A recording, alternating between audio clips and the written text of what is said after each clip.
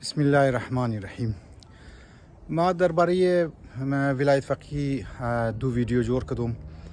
و متاسفانه در منی سوسایتی ازمو دیسی سیکولار افراد یا حتی بعضی از افراد هایی که دین را قبول داره، اسلام را قبول داره و چون که آگاه نیستن از مسائل فقهی و مسائل سیاسی اسلام و مسائلی که اهل بیت علیهم السلام بیان کرده یا او تعلیماتی که اونا بیان کردن در صورت روایات، در صورت احادیث درباره ولایت فقیه ما یا گفتگو مونه که مثلا این ولایت فقیه را ایران ایجاد کرده. تاریخچه ولایت فقیه اگر توخ کنی و مباحث شره یا علما را اگر مباحث شر توخ کنی، کتاب های فقهی شیخ مفید رحمت الله علیه، شیخ صاحب جواهر که است اونا، سید مرتضی و سید رضی، این بزرگوار عوامی تر شیخ توسی رحمت الله علیه، شیخ صدوق و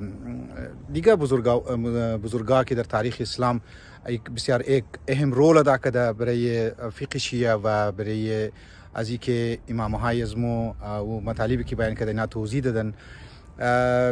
نظرات از اینا درباره ولایت فقیه چیه و موجوده علما درباره ولایت فقیه چی میگه و خود امام اگر یک نظریه خاص درباره ولایت فقیه داره که اون میگه ولایت فقیه مطلقه، مثلا ولایت مطلقه که او اختیارات داره که ائمه اطهار علیهم السلام در اون زمان داشتک، در این زمانم مجتهد میتونه برای اجرای احکام، چون که اگر او اختیارات نداشته باشه احکام دینی او رایش بند میشه و او اجرا نمیشه و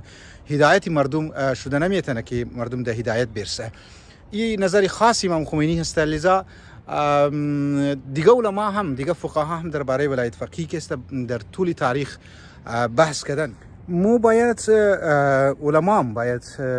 بحثی بسیار مفصل نسبت به ولایت فقیه و شبهاتی که در این مورد وارد شده و بیان شده و اونایی که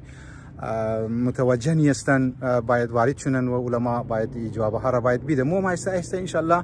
میدی. خلاصه ای که ولایت فقیه مربوط به ایران نیه،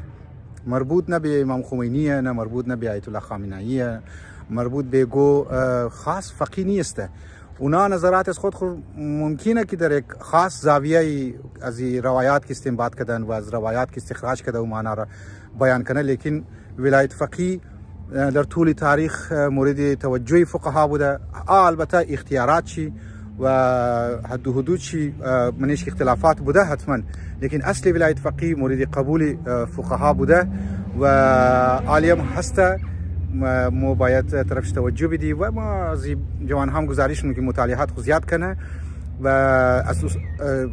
علما سوال کنه در این مورد. در هر چیز دینشی گو شبهه مایا یا اشکال مایا یا سوال مایا از جوان ها که است، این جوان ها که دینشی مایا از